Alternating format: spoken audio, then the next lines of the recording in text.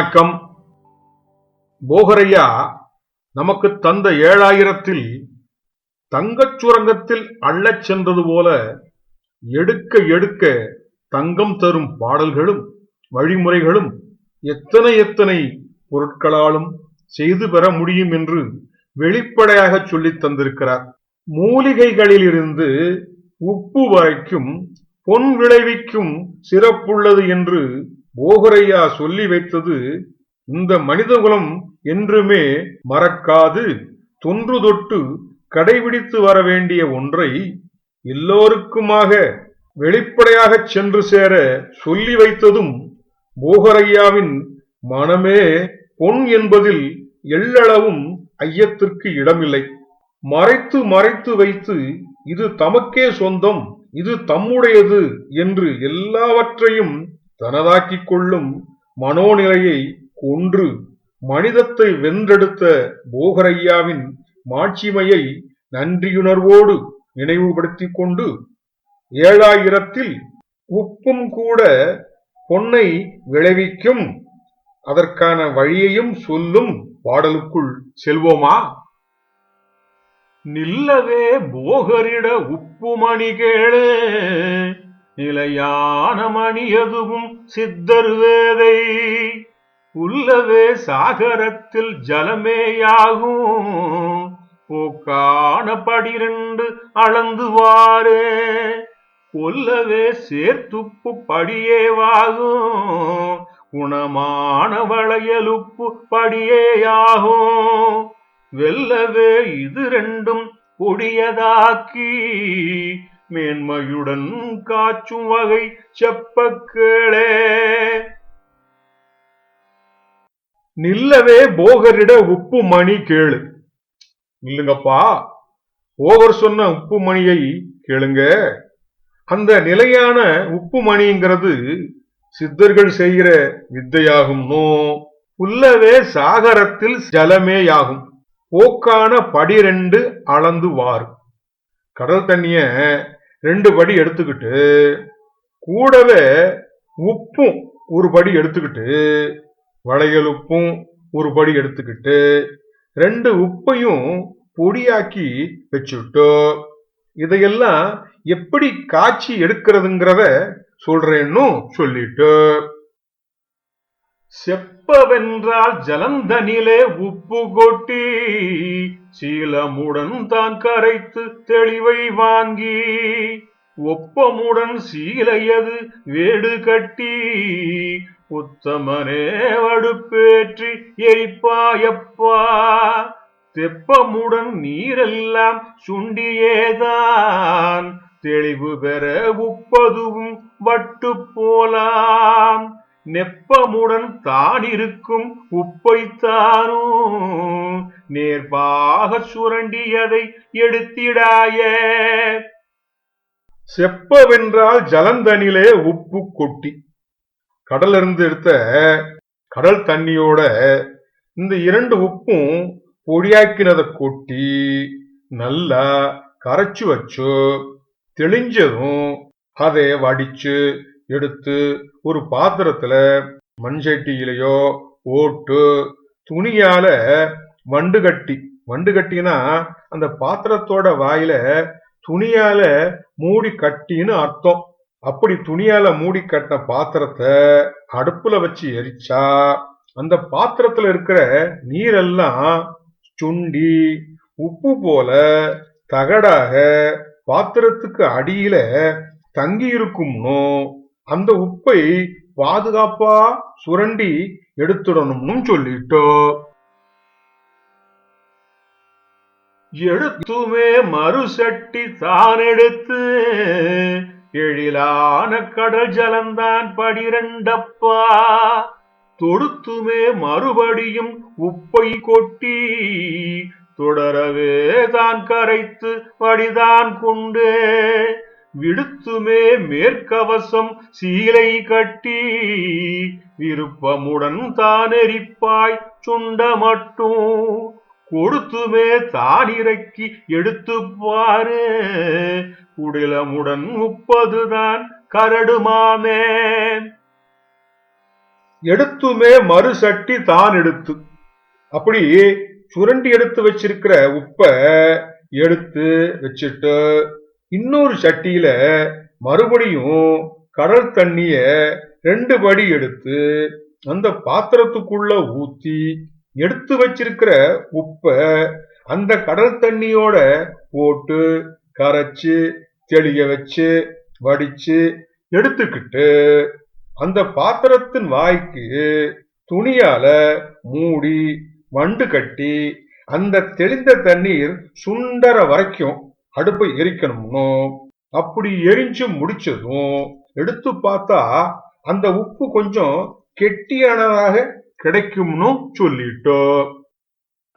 கரடான உப்பதனை எடுத்துக்கொண்டு கருத்துடனே மறுசட்டி கடல் ஜலந்தான் பிரட்டாதே பின்னும் அந்த சட்டிக்குள்ளே பேரான கடல் ஜலந்தான் படிரண்டிட்டே வரட்டுடனே உப்பையெல்லாம் சீவி வாங்கி பழமாக கடல் ஜலத்தில் கரைத்து கொண்டு திரட்டுடனே வடிகட்டி எடுத்துக்கொண்டு தீர்க்கமுடன் அடுப்பேற்றி எரிப்பாய் நேரே. கரடான உப்பதனை எடுத்துக்கொண்டு அப்படி கட்டி கட்டியா கிடைச்ச உப்ப எடுத்து இன்னொரு பாத்திரத்துல கடல் தண்ணி 2 படியா எடுத்துட்டு அந்த கடல் தண்ணியில எடுத்து வச்சிருக்கிற கட்டி கட்டியான உப்ப சீவி தூளாக்கிட்டோ கரைச்சு வடிகட்டி எடுத்துட்டு மறுபடியும் அடுப்புல போட்டு எரிக்கணும். இப்போ துணியால மூடி வண்டு கட்டுறத பத்தி ஒன்னும் சொல்லல, நேரா எரிக்கணும்னு சொல்லியிருக்கிறதால பாத்திரத்தை அப்படியே அடுப்புல வச்சு எரிக்கணும்னு எடுத்துட்டோ. நேரான உப்பையெல்லாம் சுரண்டி வாங்கி நேர்ப்புடனே மறுசட்டி தண்ணீர் போட்டு கூரான தீ நெருப்பில் எரிக்கும் போது குணமுடனே உப்பெல்லாம் உருகி கட்டும். வேறான உப்பதுவும் வைரம் போலாம் பெரிதான வைரம் அதை எடுத்துக்கொண்டு சேரான மண்ணான சட்டி தண்ணில் தெளிவுடனே காட்சி எல்லோ மூசை கேற்ற. நேரான உப்பை எல்லாம் சுரண்டி வாங்கி அடுப்புல வச்சு எரிக்கும் போது பாத்திரத்துல கிடைக்கிற உப்பையெல்லாம் சுரண்டி எடுத்துட்டு மறு சட்டி தண்ணீர் போட்டு இன்னொரு பாத்திரத்துல போட்டு மறுபடியும் நெருப்புல வச்சு எரிக்கும் போது அந்த உப்பு உருகி கட்டும்னோ அது பார்க்கறதுக்கு வைரம் போல இருக்கும்னோ. அப்படி உருகி கட்டின கட்டியில பெரிய கட்டியா எடுத்துட்டு மண் சட்டியில போட்டு தெளிவாக காய்ச்சி சூடு பண்ணி மூசைக்குள்ள போடணும்னு சொல்லிட்டோ.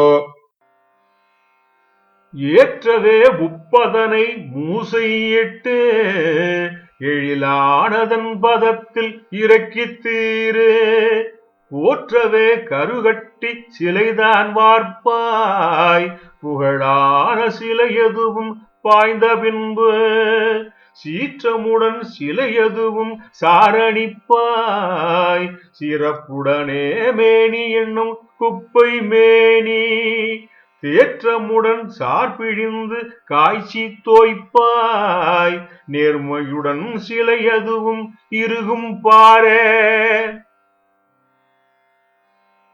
ஏற்றவே உப்பதனை மூசையிட்டு அந்த மூசைக்குள்ள போட்ட உப்ப நெருப்புல வச்சு எரிக்கும் போது நல்லா உருகி நிக்குமா. அந்த உருகி நிக்கிற பதத்துல இறக்கி சிவலிங்கமோ வேலோ இல்ல வேற ஏதாவது சாமிகளோட உருவத்தையோ மண்ணால கரு வச்சிருந்து அந்த கருவுக்குள்ள உருகி நிற்கும் பதமான உப்பை இறக்கி வார்த்து எடுத்தா உப்புல கிடைச்ச சிலை மாதிரி வைரத்துல செஞ்ச சிலை மாதிரி இருக்குமா. அந்த உப்பால கிடைச்ச சிலைய தேய்ச்சு சாரணம் பண்ணிக்கணுமோ அதுக்கப்புறமா குப்பமேனி செடிய சாறு பிழிஞ்சு அந்த சாரை காய்ச்சி அந்த சாற்றுக்குள்ள இந்த வார்த்து வச்சிருக்கிற சிலைய முக்கி எடுத்தோம்னா சிலை நல்லா இறுகி போயிருக்கும்னு சொல்லிட்டோம். பாரேதான் சிலை எதுவும் இறுகி காட்டும் பாங்கான லிங்கமுடன் துருசுதானோ சீரேதான் கெந்தியுடன் தாரந்தானோ சிறப்பான சூதமுடன் இடையாய் சேர்த்து வேறேதான் மூலியது விராலிதானோ வேகமுடன் தான் பிழிந்து சரக்கை மைந்தா ஊரேதான் மை போல அரைத்து பின்பு குணமான மருந்தை எல்லாம் சிலையிற்கேற்ற பாரேதான் சிலை அதுவும் இறுகி காட்டும். அப்படி உப்ப உருக்கி கிடைச்ச வைரம் போல இருந்த உப்பை உருக்கி வார்த்தெடுத்து சிலையாக செய்ததை இன்னும் இறுகி கிடைக்க நல்ல ஜாதிலிங்கம், மயில் துத்தம், கெந்தகம், அரிதாரம் இதையெல்லாம் எடுத்து பாதரசத்தையும் கொஞ்சம் சேர்த்து அதோடு கூட விராலி மஞ்சளையும் சேர்த்து அரைச்சு நல்ல மை போல அரைச்சிட்டு துணியில போட்டு பிழிஞ்சு எடுத்தா கிடைக்கிற சரக்கையெல்லாம் அந்த சிலையின் மீது பூசணும்னு சொல்லிட்டோம். சிலையான உப்பினுட கெதையை மைந்தா சீர்பெறவே கவசித்து பூசி பின்பு மலையான ஓரமதில் தானே பூக்கும் மகத்தான பூநீர் கவசஞ்செய்து குலையான சித்தர் முனி ரிஷிகளில்லா கொலு கூட வனந்தனிலே குடத்தை போடு விலையான உப்பதுவும் சிவந்துமேதான் விண்ணுலகம் தான் மதிக்கும் அதீதம் பாரே. சிலையான உப்பினுட கெதையை மைந்தா அப்படி சிலையின் மீது அந்த மருந்த பூசின பிறகு மலைகளின் ஓரத்தில் தானாகவே பூர்க்கும் கிடைக்கும் பூநீர் பொடியாக கிடைக்கும்னோ அதை எடுத்து கவசம் செய்து, அதாவது அந்த சிலைக்கு கவசம் செய்து சித்தர்களோ முனிவர்களோ ரிஷிகளோ யாரும் இல்லாத இடமா பார்த்து காட்டுக்குள்ள வச்சு குடத்தை போடணும்னு குடம் போடுறதுன்னா இருவை அடுக்கி தீப்பற்ற வச்சு எரிக்கிறதான் குடம் போடுறதுன்னு சொல்லுவாங்க. அப்படி அந்த சிலைக்கு உயரத்துக்கு ஏத்த மாதிரி கவசம் பண்ணி அதற்கேத்த மாதிரி எருவை அடுக்கி குடம் போட்டு எடுத்தால் அந்த வைரம் போல இருந்த உப்பு செவப்பாகி விண்ணுலகத்தில் இருந்து கிடைச்ச கல்லு மாதிரி மதிப்பானதாக மாறி இருக்கும் அதிசயத்தை பார்க்கலாம்னு சொல்லிட்டோம். அதீதமாங் கெதையதனை எடுத்து மைந்த அழகு பெற குகை வீட்டில் பதனம் பண்ணு துவிதமுடன் உந்தனுக்கு வறுமை வந்தால் துடியான கெதையதனை சீவி மைந்தா நதீதமுடன் செம்பதனில் 101 நாட்டிடவே பொன்மாற்று 12 பதியான சித்தர் முனி செய்யும் வேதை பாருலகில் யார் செய்வார் நம்பிடாதே பாருலகில் யார் செய்வார் நம்பிடாதே.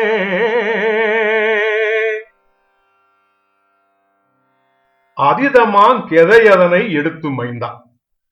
அப்படி அதிசயமான பொருளா கிடைச்சத அந்த கல்லை எடுத்து அழகான பொருளாக வீட்டுல பத்திரப்படுத்தி வச்சுக்கிடணும்னு துவிதமுடன் உந்தனுக்கு வறுமை வந்தால் திடீர்னு கடுமையான வறுமையோ பணக்கஷ்டமோ வந்தா அந்த உப்பு மணிய அந்த சிலையா செஞ்சிருக்கிற உப்பு மணி அந்த கல்லை எடுத்து கொஞ்சமா எடுத்து அப்படி சிலையாவே தான் வாத்தெடுக்கணும் கட்டாயம் இல்லை, ஏதாவது ஒரு உருவத்திலேயோ வடிவத்திலேயோ இருந்தாலும் பரவாயில்ல.